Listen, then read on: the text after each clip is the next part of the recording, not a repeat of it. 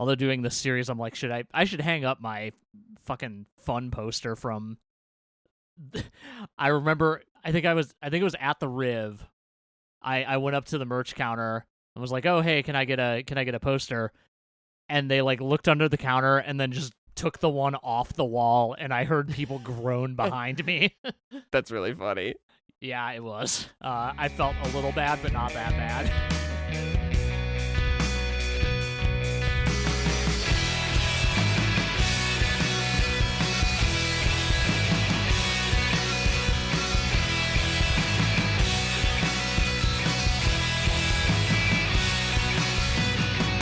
Welcome to Noise Floor, a podcast about music and our favorite artists' discographies. I'm Matt Kistler. And I'm Troy Sennett. And today we're continuing our series on the music of Nate Ruess with his one and only, for now, solo album, Grand Romantic. This record came out on June 16th, 2015 on Fueled by Ramen. Features on the production team some familiar names from our last episode. Obviously, Fueled by Ramen, also a very familiar label for Nate at this point. All this stuff continuing from Some Nights, obviously. But this record was produced by Emil Haney and Jeff Basker. Features a host of notable people on it that we'll get maybe a little more down into as we talk about the songs here. I'll say up top, I have almost no history with this album. I was struggling to remember how I felt about it earlier. And I know I listened to it back in 2015, but it did not make an impression on me, which made this kind of set of listens feel like an improvement on that attitude, though I can't say for sure. Troy, what was going on with you in 2015? How'd you come across this album? So I was thinking about this today, thinking back to early 2015, and Some Nights was such a monumental record in my life that I think that Grand Romantic is probably in like my top 10 most anticipated, most excited about an upcoming album like that I have ever been in my life. And so like from, 2 weeks after Fun announces their indefinite hiatus in early February of 2015, Nate releases Nothing Without Love as a single. I think there had been like rumblings he was working on a solo album already. So I kind of knew it was coming, and I was amped because I probably listened to Some Nights more than any other record over the preceding 3 years, and except for like maybe the Greatest Generation or something, a Wonder Years record. But like, I was obsessed with Some Nights, and I just could not wait for like how is Nate going to follow this up? He's 4 for 4 basically already in his career, and I really liked Nothing Without Love. I remember like being really interested in the singles. And the album, when it came out, just kind of fell flat for me. And I don't know if that was the weight of expectation or a number of other factors about it. I have kind of a whole thesis about why I think this record doesn't work that we'll get into. But I kind of thought it didn't work then. I largely ignored it for most of the following 10 years. I did see Nate play solo on this tour in Rosemont at a show that I remember as being pretty depressing. And other than that, going back to it now, I kind of feel the same way about it. It is not a record that works for me. It's by far the least successful of all of the Nate Ruess discography, and I'm interested in getting into why.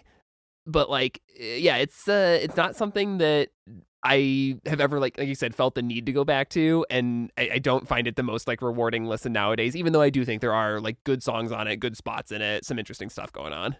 Yeah, I think we were talking about this a little bit earlier, and I think you kind of nailed it. Like there are some high highs on this record, and maybe it doesn't necessarily make up for the lows all the time. It feels to me it is very weird that this album just kind of like faded into obscurity for me, and like I never felt the need to like give it another shot, because again, like I literally don't remember how I felt about it in 2015. I just remember, like, I know I listened to it. I determined it was not for me. I couldn't articulate why. And I think I'm coming at it from a little bit of a gentler place right now, especially not, like, coming hot off of, Some Nights. Also kind of dominating several years for me in a way. I really loved that album when it came out, and it was in pretty constant rotation for me for the next couple of years. we'll get to it, but like kind of the it seems like the production of this album was we'll say disjointed, I think might be the word. I mean, what do you mean? Like, I'm not sure if I think it's disjointed. I think the songs are disjointed. I feel like the production. I don't know. What do you think? Yeah, sorry. When I say the production, I mean like the actual like writing and assembly of the songs, because it sounds like a like. I know there were songs on this record, and I haven't scrolled through my notes here to see like what was what, but when reading kind of like Nate's commentary about how some of these songs came together, like one of them sounds like it was just kind of like, oh my god, I need to get another song for the record written, and then like it turned into a song that he really liked, but like others were like, oh, Emil had this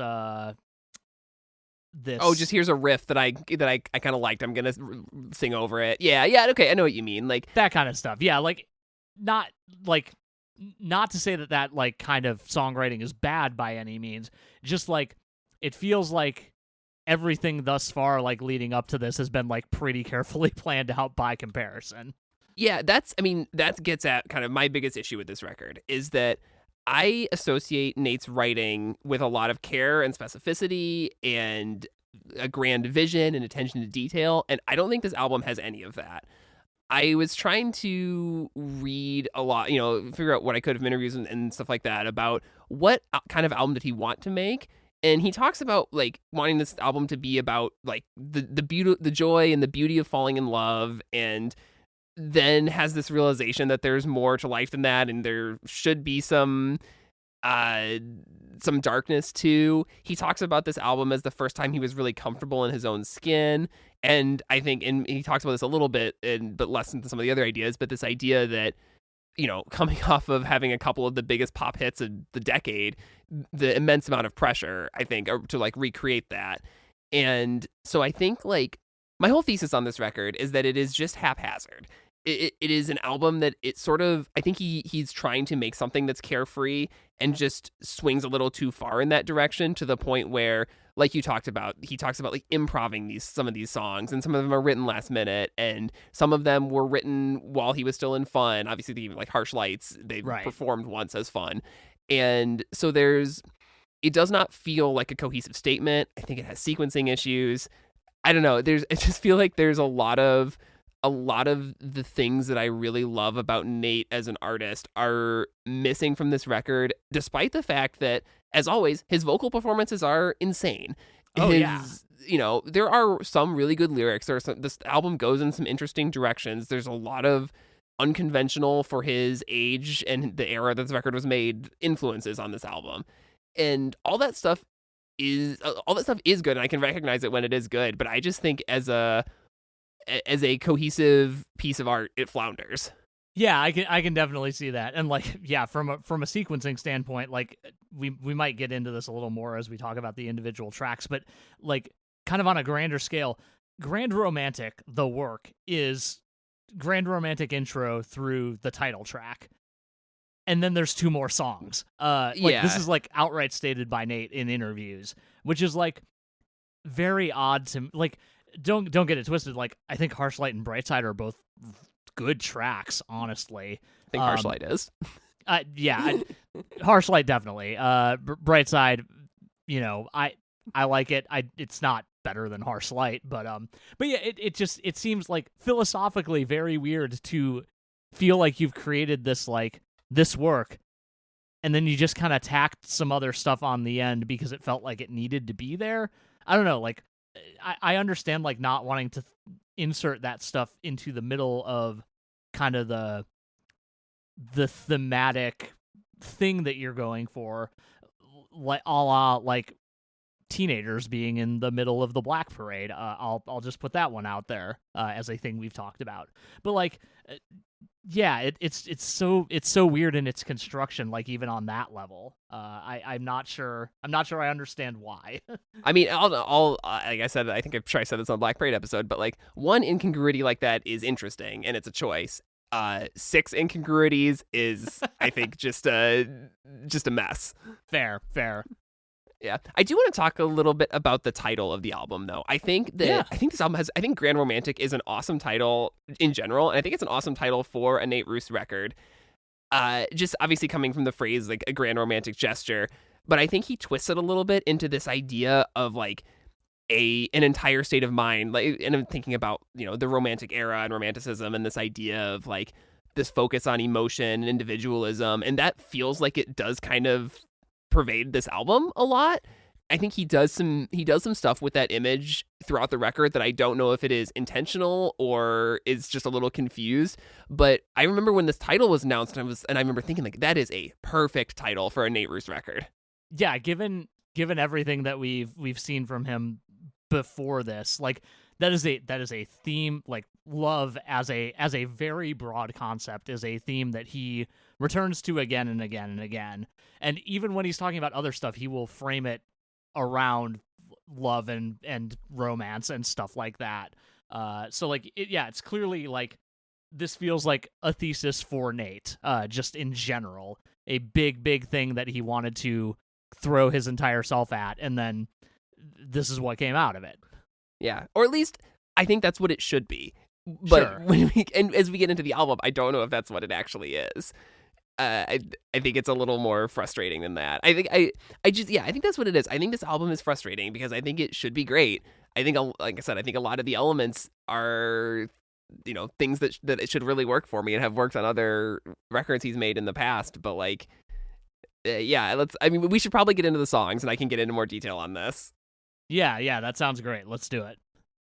So this album starts with the Grand Romantic intro, which is a short little kind of operatic introduction that was part of a song that was originally meant to be woven throughout the album as interludes.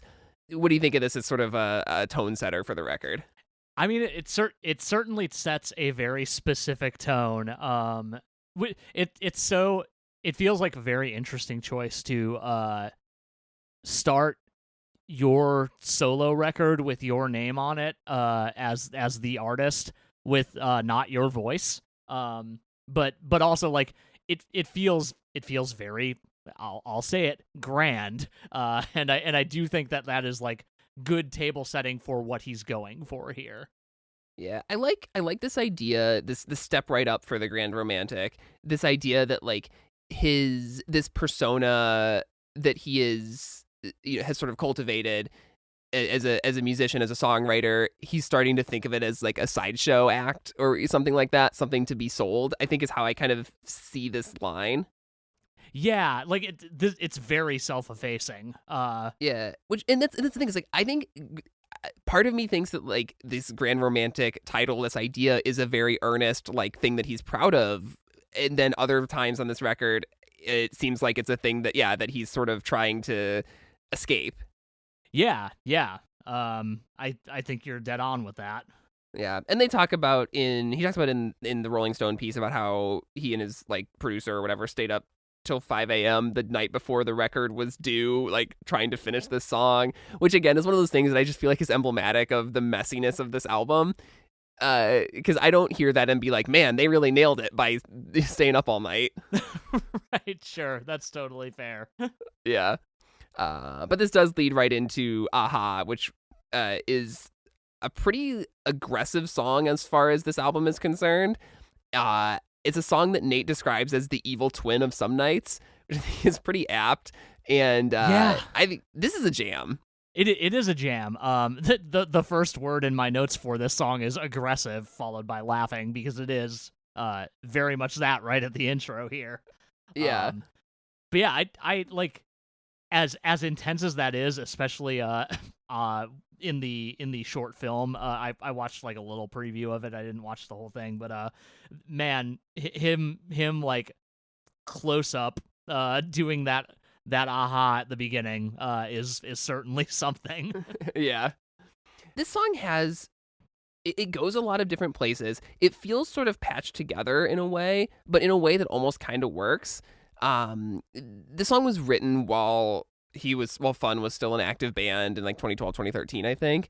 And I cannot help but wonder every time I listen to this, like, how would Jack Antonoff and Andrew Dost have contributed to this one? Which I'm sure is like just exactly the thing that Nate wants me to be thinking about, obviously, as I'm listening to this solo record. But I like all the parts of this song a lot. I really like these aggressive verses and the sort of stomping rhythm. I really, really like this sort of orchestrated bridge, which I think has some of the best lyrics on the record. I do feel like the parts don't come together in the way that they should. Even though, like I said, I do go back to the song more than probably anything else on the album. Yeah, this, I don't want to say disjointed quality, but this putting together of disparate pieces in a way that really works was, I think, in a lot of ways, a hallmark of Some Nights, at least on We Are Young. At least I would argue a couple of other songs on there, but yeah, and I feel like that's kind of what they're going for here, and that makes a lot of sense given that it is the twin of Some Nights and borrows melodies and lyrics from that. It samples Some Nights. Yeah, exactly. There's a couple lyrics I want to break down on this song. There's one where he talks about, where is it in this in the second verse?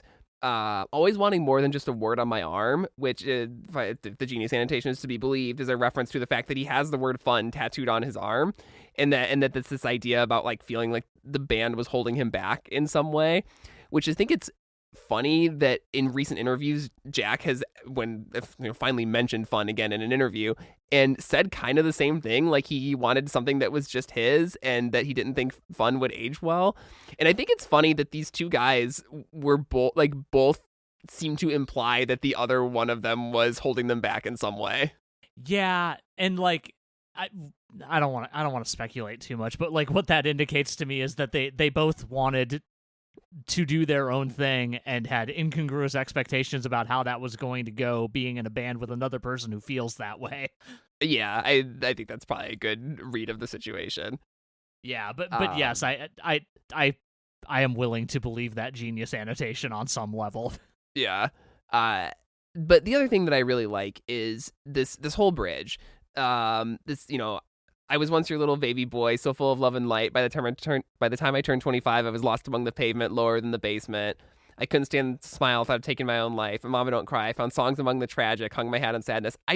This description of this idea that like losing your childlike wonder about love, which I think, sort of symbolized by this grand romantic idea in your mid-20s, and then trying to just spending like the next 10 years of your life trying to find a way to get it back is a pretty fascinating idea. And I think if the album was more that, I would like it more. Yeah, I think you're right to kind of point this bridge out as the standout on this song, because it's the thing that we've talked about a lot of times in this series. It is deeply personal, like maybe not as specific as some of the other like really great Nate songs that we've talked about thus far, but like this is diving into a very, like, I would say probably relatable in a lot of ways, but also like deeply, deeply personally felt thing. And I think that's why it hits so good. Yeah.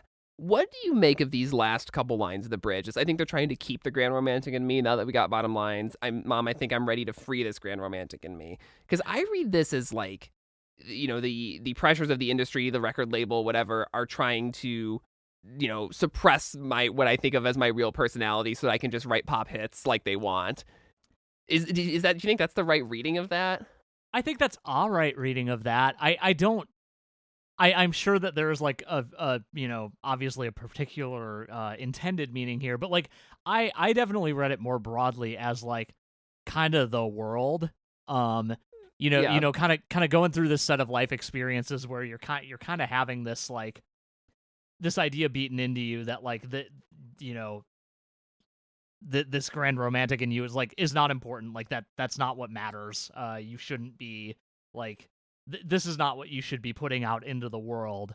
Like again, like very broad concept, but yeah, I kind of got the impression that it was a little more broad than that, but like I also like think that specifically like using that phrasing along with the title of the record and like kind of the central theme of the record being the grand romantic, I can definitely see that being kind of like what was actually being driven at here. But I think it could be seen a bunch of different ways. I guess it's like, is the grand romantic what he sees as the real him, or what he sees as the image he's been forced to sell? Which I think, like, kind of like I said, the sideshow thing in the intro makes me lean more a little towards the latter.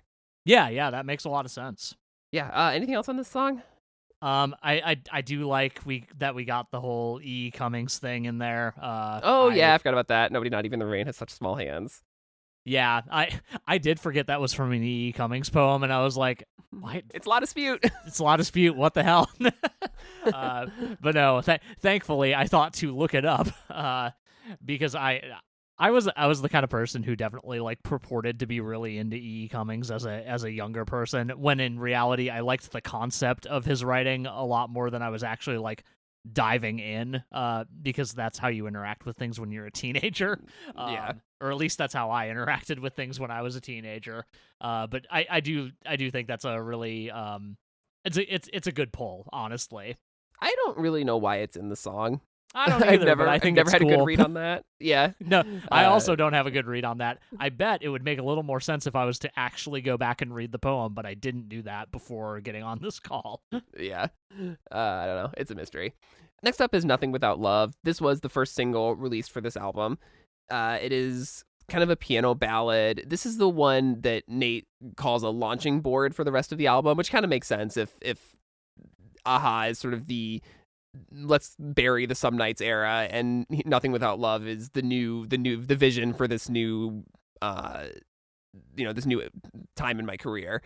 It's got kind of huge Queen-esque production, and it really, like, again, it starts as a piano ballad and then really just like launches into a full band thing that is actually a pretty awesome way to bring you into the song. Yeah, this is the song that like did stick with me to some degree. Like this came on, and I was like, oh yeah, I remember this song. Of course, yeah, it's the song off this record. But yeah, like the big production on it is great. I love how much the synths are being leaned into on this one, especially that like there's a synth choir, and like I feel like that is a thing that a lot of people might have leaned away from in this era, but we're shouting back to the era when synths were new and cool, baby. So why wouldn't we use that? Yeah, well, what's funny to say that is that, so Jeff Bhasker produced this. He also produced Some Nights, and Nate mentions in the interview with Absolute Punk that he was, he says that Bhasker was already kind of over the sound he had done on Some Nights, which also kind of comes from the Kanye West albums he had worked on and stuff like that. Right. But that they really wanted to go for a more organic sound. So it's interesting that how synth driven a song like this really is. Yeah, I don't know how early in the process this was recorded. But yeah, it is interesting because like like you said, this was kind of a launching point for the record as a whole. So it is interesting that like that is kind of where Jeff was at least. Yeah. Nate talks about this as being like his favorite song he's ever written at this point in his career. I'm curious if that's still true. It is about his now wife, which is a nice sentiment. That is very nice. Yeah. But I want to talk about the music video a little bit, because the music video looks like the most expensive music video ever made. Yeah. Yeah, it is. It's kind of cool. Like, it's a lot of, they shut down entire streets of a city to film Nate dancing by himself, and they blew up a piano, and it's this kind of fun moment at the beginning where he's just singing a cappella while floating in apparently it was the water tank where they filmed Titanic, and like chokes on some water a little bit, which is kind of a neat little moment. It's one of those things that it just got me thinking about like how much stock Fueled by Ramen had in this album being as successful as Some Nights, and I gotta imagine it was just a bummer for everyone that it wasn't. Yeah, I wonder that every time I see a like highly produced music video after like 2008 or whatever. Yeah. But like, yeah, especially with this one, like it's a good video. I like it quite a bit. But yeah, it is it is bonkers how high production it is for, for taking a bet on what is ostensibly a whole new project in a lot of ways. I mean, this album peaked at premiered, debuted at I think number 7 on the Hot 200 or something like that. So I mean, it's one of those. I mean, it's one of those things that you always look at I have this whole thing about when you go to shop at yard sales, and the albums that you always see at yard sales are the albums it's the album after the big album. So it's like REM's Green, right? Because obviously everyone heard Automatic for the People, and then we're like, oh, their next album's gonna be great, let's buy it, and it's an album that I think is not fondly remembered. And it's the same thing for a lot of artists, where it's the one after the one that got really huge has a great great opening because people don't know yet that it's bad. The same thing with movies, anything you can track like this. I think that doesn't surprise me that this album debuted pretty high and then I think fell off pretty quick. True. And and streaming had only sort of kicked off at this point. It wasn't the way it is now, obviously. So we'll talk about this later, but this this album I believe comes out the week that Apple Music launches. Right, yeah, so, because that's how the short film came to be. Okay, the album comes out 2 weeks before Apple Music launches, and the Grand Romantic short film, which we'll say something about later. It's a little bit of an odd piece of ephemera, but it was commissioned by Apple to be part of the Apple Music sort of first few months rollout. So I mean, it is tied up in this era when streaming is going, mainstream, I guess, because Spotify had been around for a few years, but this, I mean, when Apple Music comes out is when it gets really, really big. All right, next up is Take It Back, and I'm on board with this album through an intro and 2 songs. I think those are both really solid songs. I think Take It Back, which is a piano ballad or kind of a piano synth ballad, it just stops this record dead in its tracks. This is a song that Nate wrote to a piece of music that producer Emil Haney had been working on, which he said is something he doesn't normally do. I think Nate typically kind of writes a melody on his own and then his collaborators put music to it. He basically freestyled this song while a little bit drunk. This song I think is not very good. I think overall I can see that.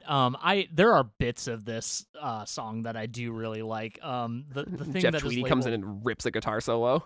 Jeff Tweedy does rip a really sick guitar solo, and I do love that. And I wish this album had more of that. I agree. But I also wish many albums had more Jeff Tweedy guitar solos.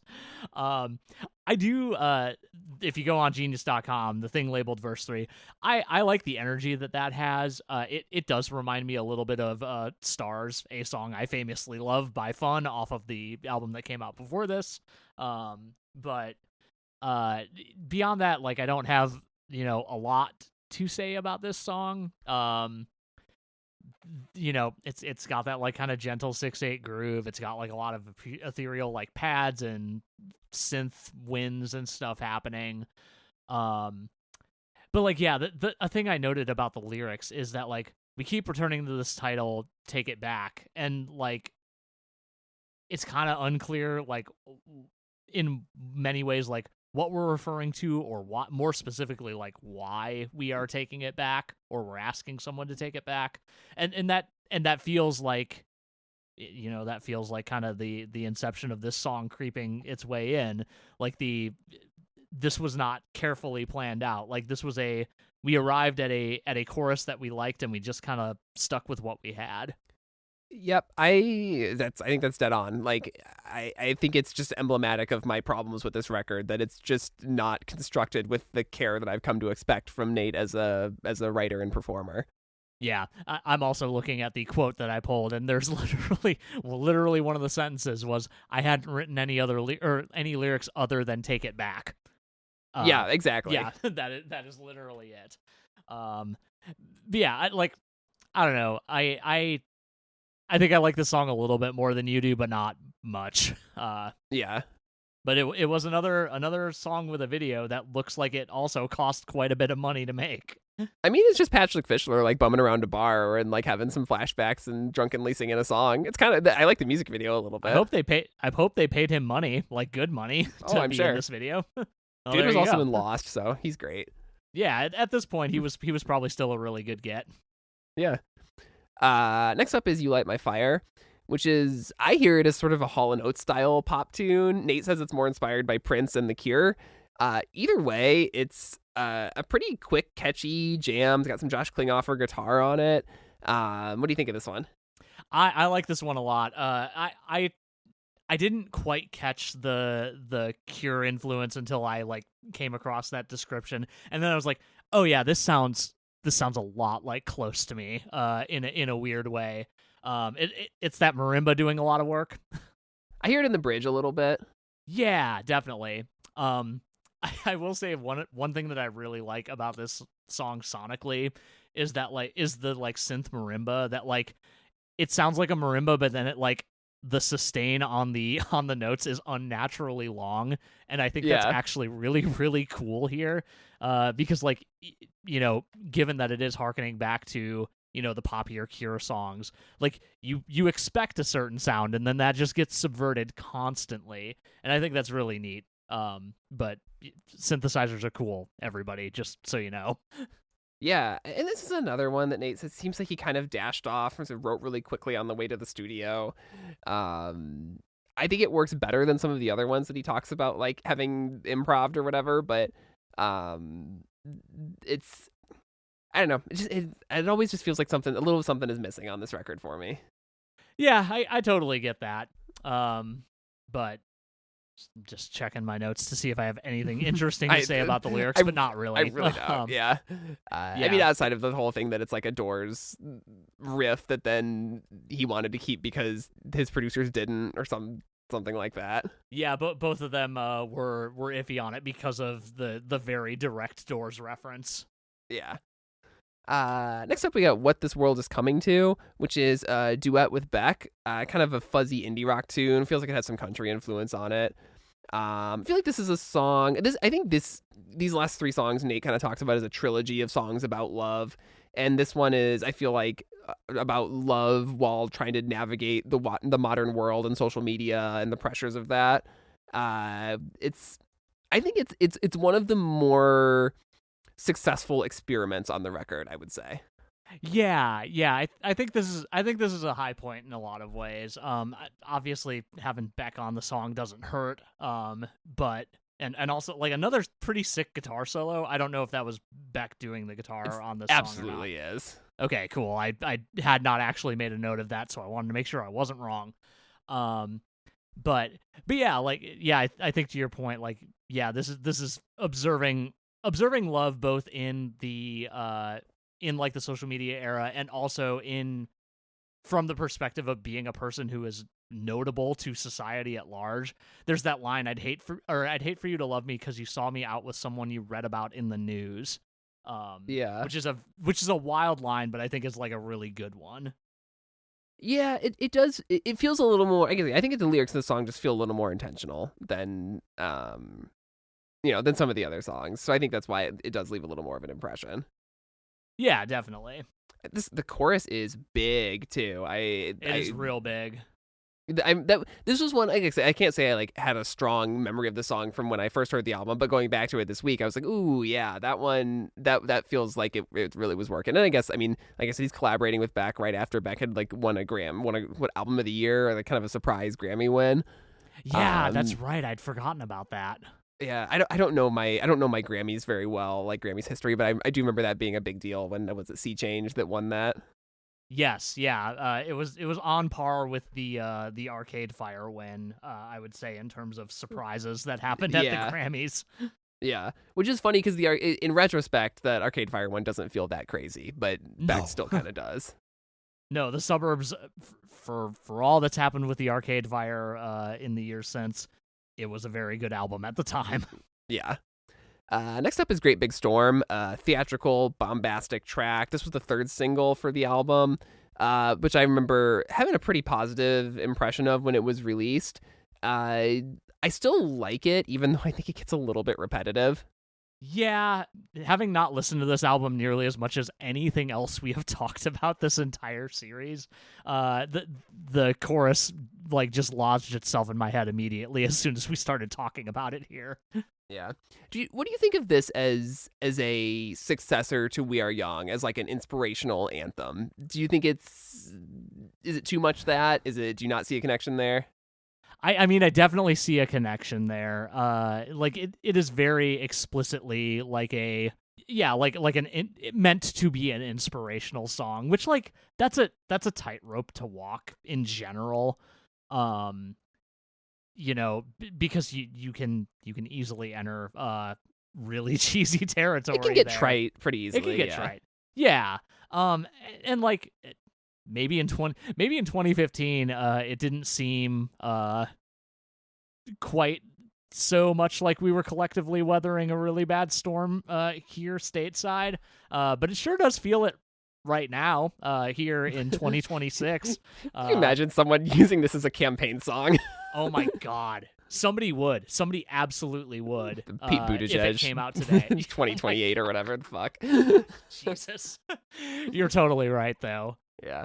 No, I really do. I think that the verses especially, I went and looked up the chord progression for this, because the chords in the verse and the melody as well, but they really, I feel like it does communicate relief in a way that it kind of surprises me every time how effectively it does that.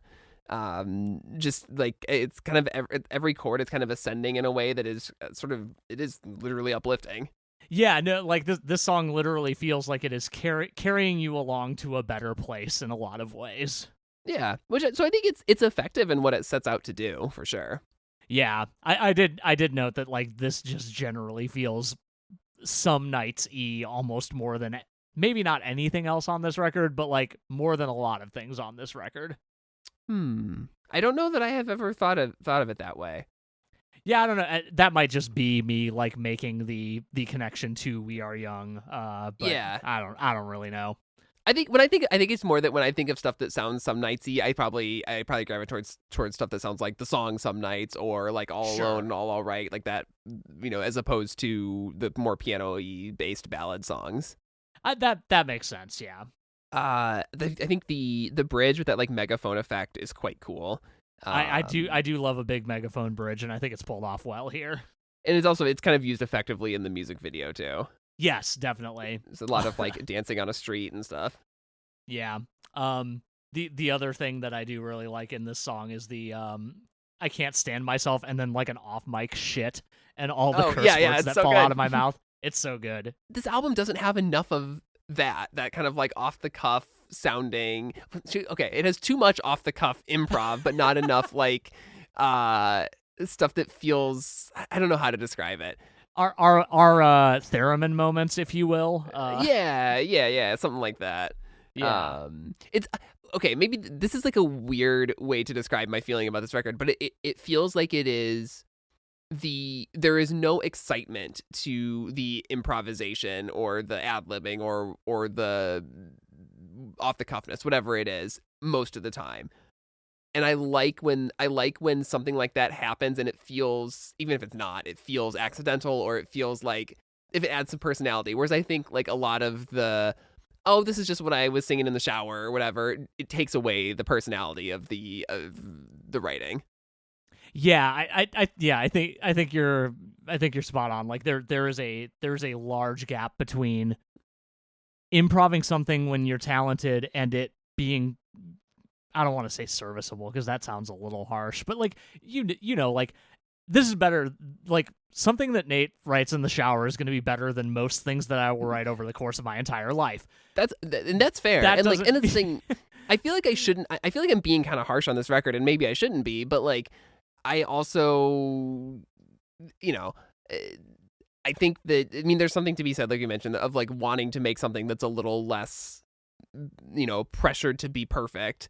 So maybe I should give the album a little more of its due for working in that way and kind of being what Nate needed it to be at the time. Yeah, that's fair, but like the weight of expectation is going to be there. Like, this I feel like I gave you the impression for a long time that I like don't like Some Nights very much. Yeah, but it's really like just one song. I absolutely love that album except one song, and that song is so glaring to me because like brings the whole album down a peg for you.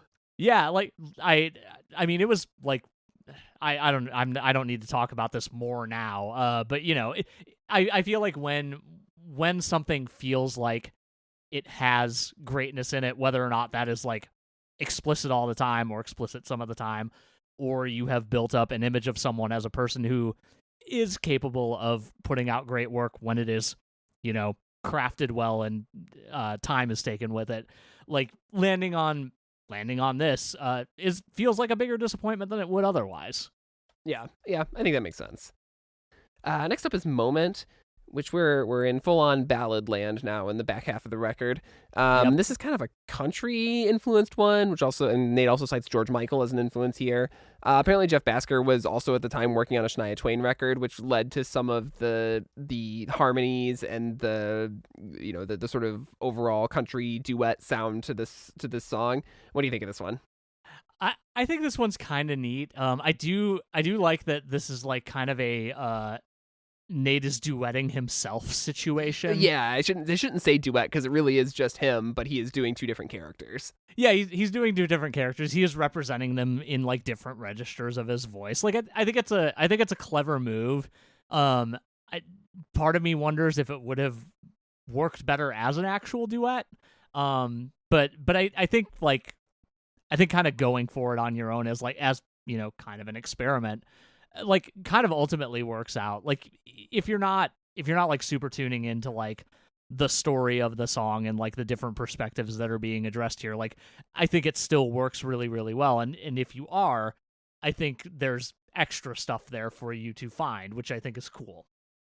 Yeah, I gotta say, I have never picked up on this idea that he is singing in a different register for a different narrator. I just don't hear that. Yeah, it's tenuous. It's tenuous for sure. Yeah, I like the idea of it. I just think it is not. He's not selling it in the way that someone like Kendrick Lamar sells a voice in a song. If that definitely. Makes sense.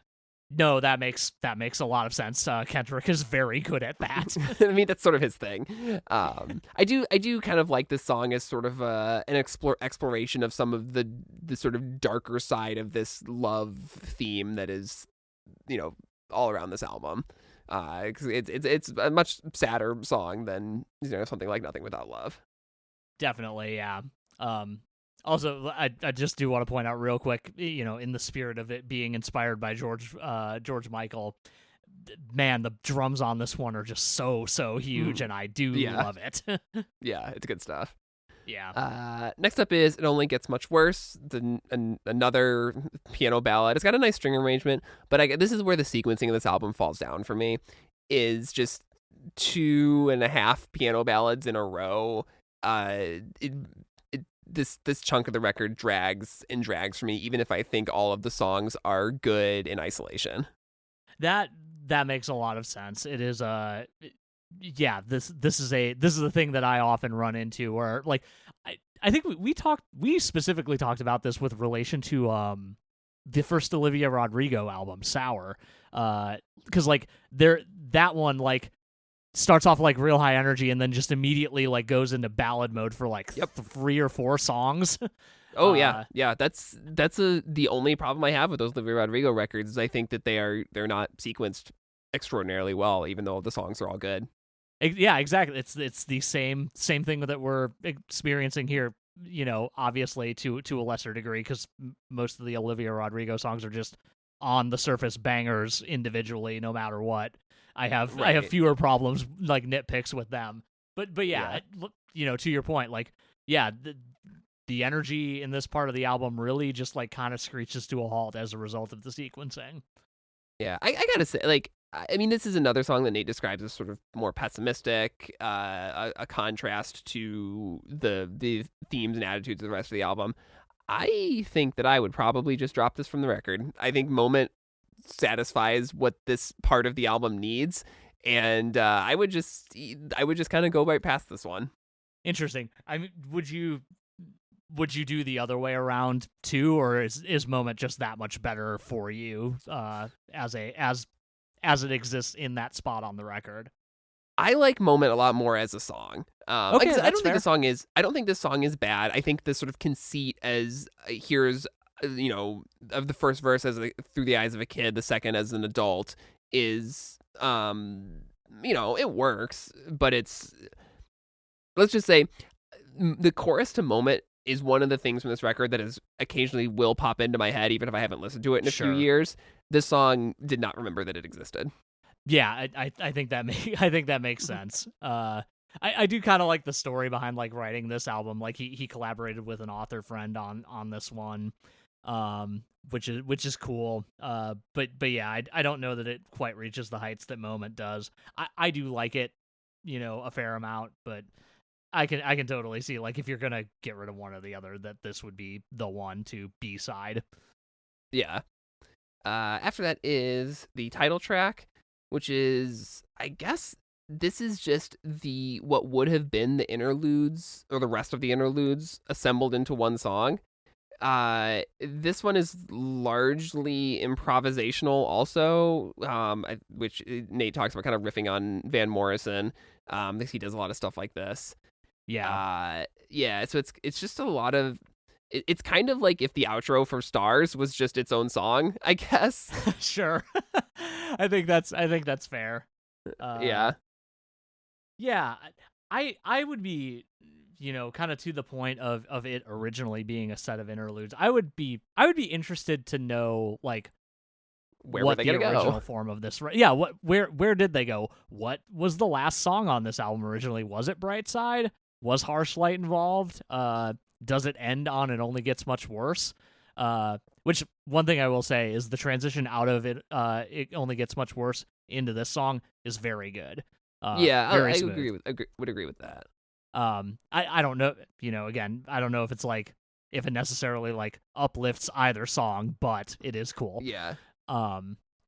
Yeah, I don't know. I would be interested to see, like, kind of what the original concept was, just kind of like knowing that this was originally a series of interludes. Like, how many interludes was it? Yeah, where were they going to be interspersed? How did that change the track list in general? But we'll never know. Well, we might know someday if somebody asks.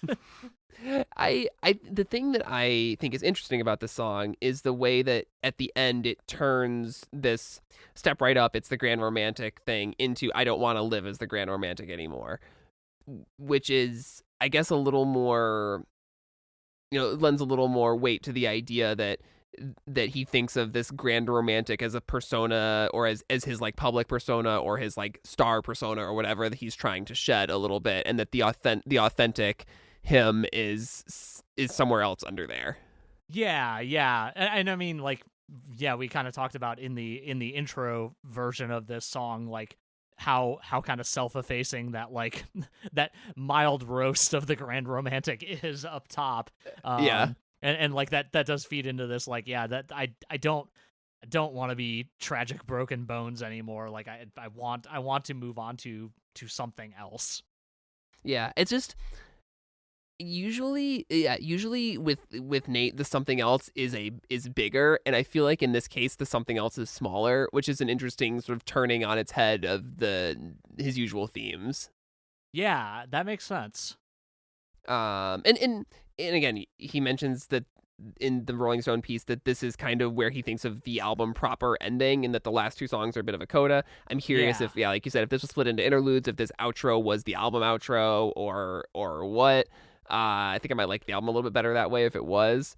Because this does feel like it ends in it ends in an interesting place after you've been meditating on love for half an hour, but then there's two more songs left. There's Harsh Light, this was the one that Fun did perform as Fun in 2014.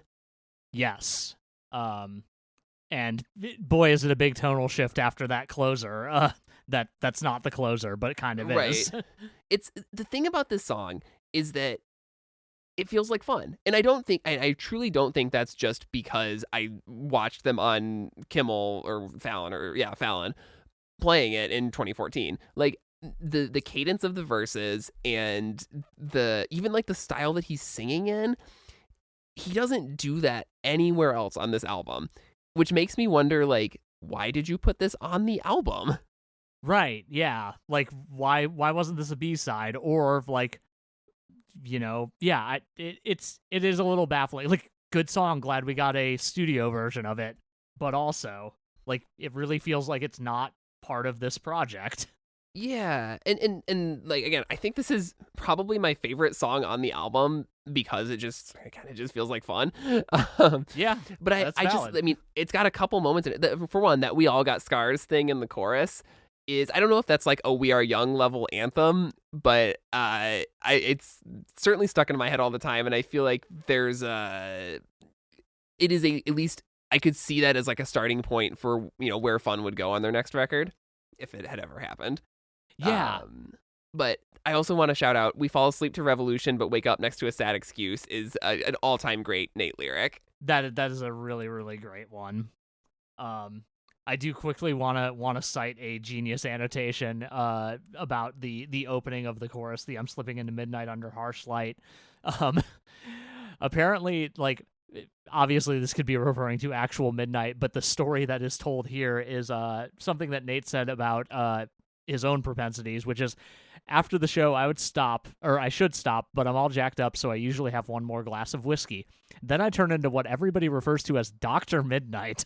Dr. Midnight has no dietary restrictions. All fucking hell breaks loose. This is such a silly, like, I mean, it's funny.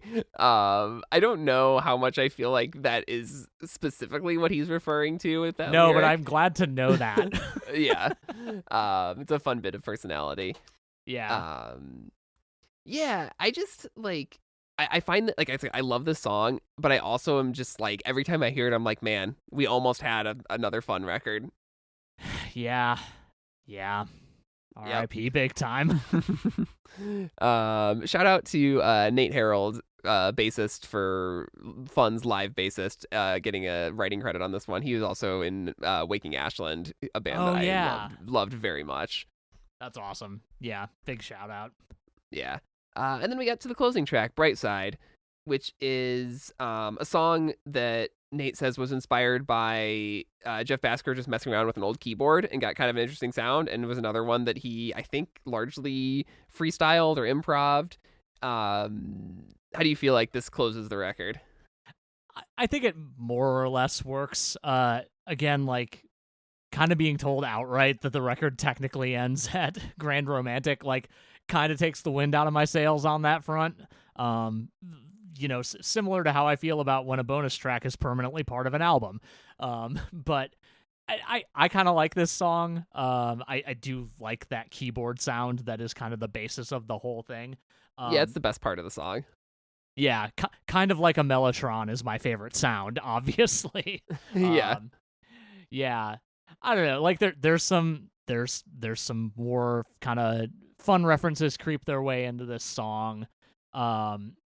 There's a weird bit of the song where there's like a record slowing effect, which I guess could also be like that could be a function of the keyboard, because I guess it was like it functions kind of like a Mellotron in that it's like playing a physical recording of something, which is weird. But whatever. I'll have to look into what this thing actually was, because Nate says he doesn't even know what the name of the keyboard was, and I'm sure I can find it somewhere.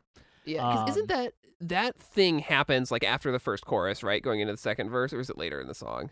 Yeah, it's after the first chorus. Yeah, because that feels like a very composed, intentional thing to do there. Because then the second verse starts with this: "I could wake myself up from this dream," and I feel like there's an element of like shifting. I mean, Nate talks about this song as like he imagines it as from the perspective of a dead person, which is kind of weird. But yeah, that it's a shift in like what you see as how you see reality, how you see the relationship that you're in. I think there's something to that, even if it's there, or maybe there's not. I don't know. Yeah, I don't know. The thing that's annotated in that second verse is the "although I could have loved you better, I had to get the fuck out of bed," out of the bed, which like somebody attributed to like this is talking about dealing with depression, which like I kind of totally buy, because like yes you were in this relationship, but you also got to deal with your own shit, and sometimes those things are incongruous, and there's kind of no avoiding causing like not harm, I don't want to say, but like being less than you feel you should be for this other person. Yeah, and the song does get to a more optimistic place by the end, I think, especially this, like, we'll spend our whole life singing, and then you get this, and look at you in the outro, which I think is really cute. Yeah. But then, like, musically, like, things kind of sag at the end, except for that music box that's playing. Yeah.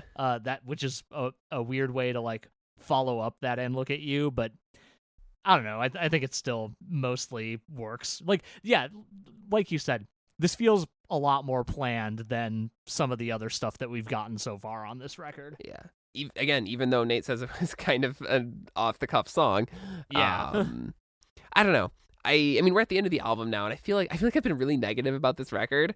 I don't know if it's just like that I still feel kind of burned by my expectations for it, or that honestly, it just really doesn't all work for me.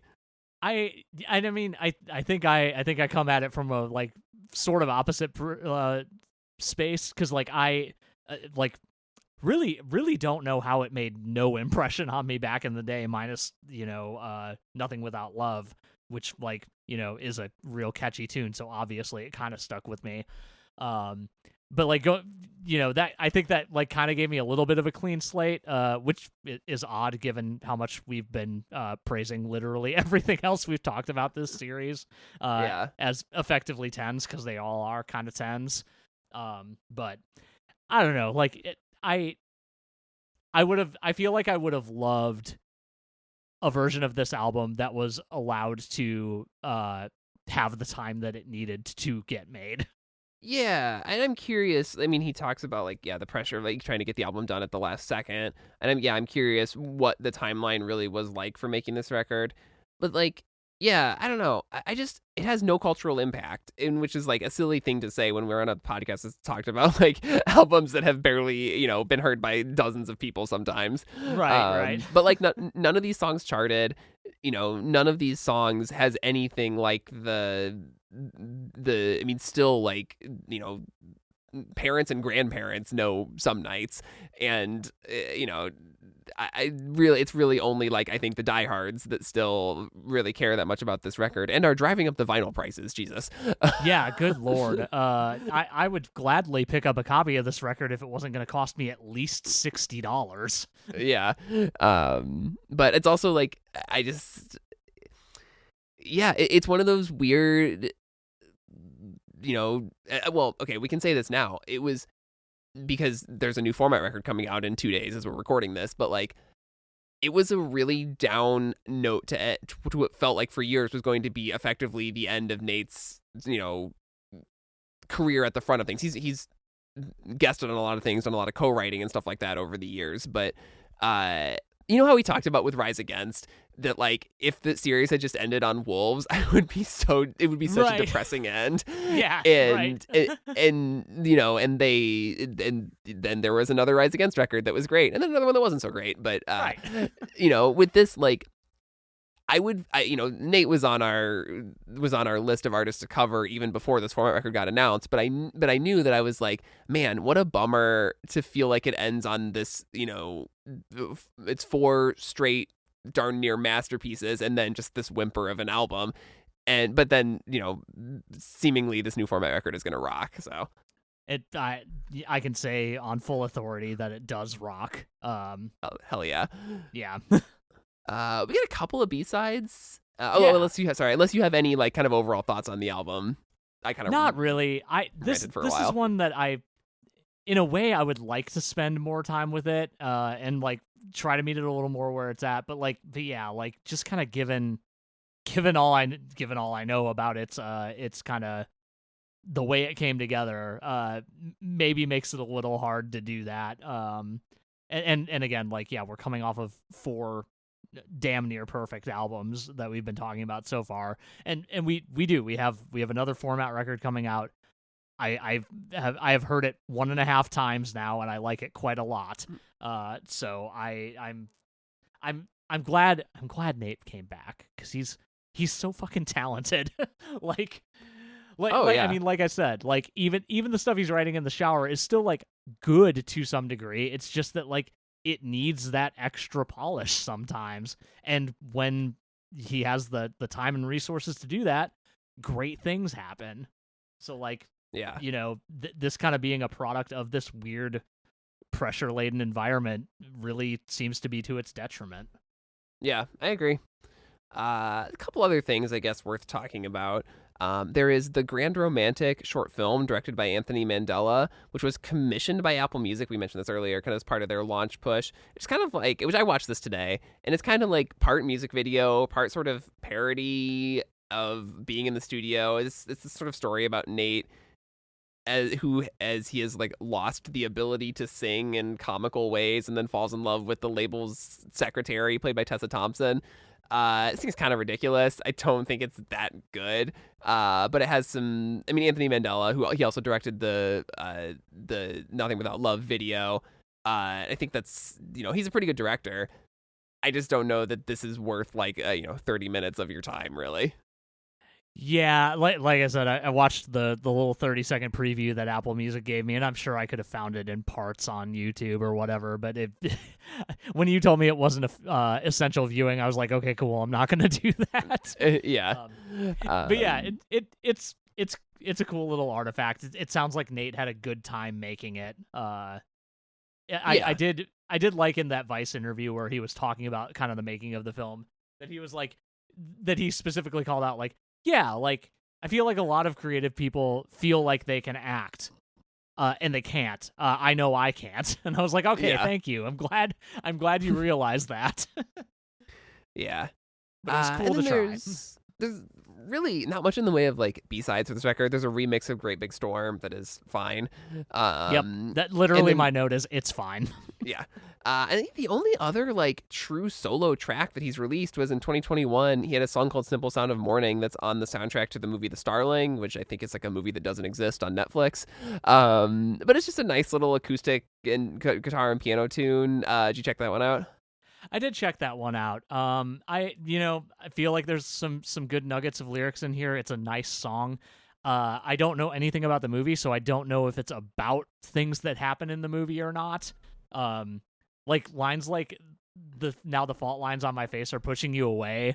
I can't tell if that's just a like I'm getting older and the person that I love is falling out of love with me, or if that, but also that happened in The Starling. Yeah.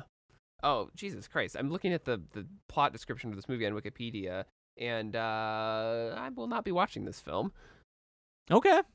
I won't ask any further questions. No, it's just it sounds like it's about infant death, which is, I mean, not a thing that I have experienced, thankfully, but something I don't really want to think about. No, that's fair. I can see that being a bad time. Yeah. Okay. That aside, I don't know. Nate has done plenty of other kind of stuff over the years, even if it's at a lower profile. He's guested on, songs, by Emil Haney, Brian Wilson, Foreigner, Joyce Manor, Young Thug, like the real gamut of collaborators there. Yeah, he was keeping busy for sure.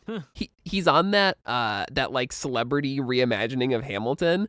If you remember that, the Hamilton mixtape. Oh, right. I did not listen to that, so I did not know he was on it. He just does some backing vocals on a song with the Roots. It's kind of cool. Oh, okay. That sounds good, actually. It is. I mean, you can barely recognize that it's him. I would never have realized it if I wasn't listening for him. But he co-wrote Die Young with Kesha. Like he's been around in the industry, or working with artists I think that he really likes and wants to work with. But yeah, I mean, and I like you said, I honestly thought that was going to be the status quo for a long, long time. And but like, there's a new format record, and that's what's coming up. But you got a random recommendation for this week? I do have a random recommendation for this week.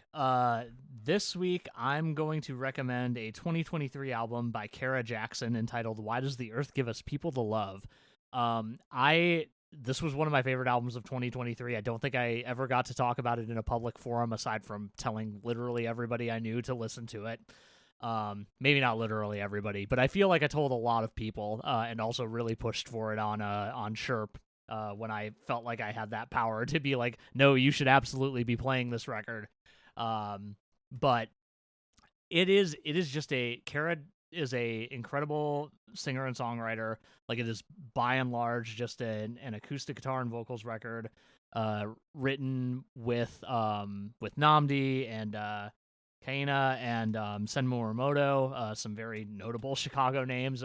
Many will probably recognize. It's a 10 out of 10 album. Her lyricism and her voice are incredible.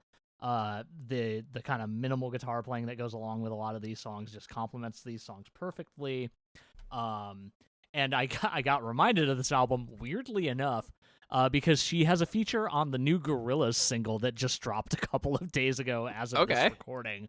And that weirdly got me very excited for the new Gorillaz album, which I was prepared to not care about at all. So I'll be looking forward to that in a couple of months, I guess. But yeah, Kara Jackson, excellent Chicago artist. I really hope we get something new from her soon here, because it's been a little while. Yeah, I was not familiar with her stuff, but I will check it out. You will enjoy, I'm sure. What you got? I am going to recommend the new self-titled EP from the band I Promised the World. This is a band from Texas that is young dudes formed in 2023, but my God, do they sound like they stepped right out of 2004. And it's, if you like Under Oath from that era, if you like kind of the emo screamo stuff from around then, this band will take you right back to Pure Volume and your iPod. And it's, I don't know, this EP is just like short and sweet, and every trope of that music they do in, and if that's the thing that sounds unlistenable to you in 2026, then I understand. But to me, it was just like this. It was like, it's like nostalgic, but also like it's so cool that there are kids who found this stuff that was probably made like right around the time they were born and are able to not even necessarily like twist it a little bit, but mostly just like do a really good, an impression of it so good that it makes me feel like I am a kid again listening to it. Hell yeah, that's awesome. I still haven't checked this one out, but you have sold me on it and then some. Yeah, I'm pretty sure they filmed their music video on like a mini DV or something too, because it's rules. Yeah, I mean, and they're in a field, with a single tree behind them, wearing all black. It's, it's the exact music video that all of your friends, like metalcore bands, made in high school. I'm glad to know that wasn't a phase, and that is just how it is. That's awesome. Yeah, they're really good. All right, nice. Like I said a minute ago, we're back next week talking about the new format record, Boycott Heaven. Very excited about that one. In the meantime, you can find us on Instagram at noisefloorpod, on the internet at noisefloorpodcast.com, and send us email at noisefloorpodcast@gmail.com, and we will see you next week. We'll see you next week.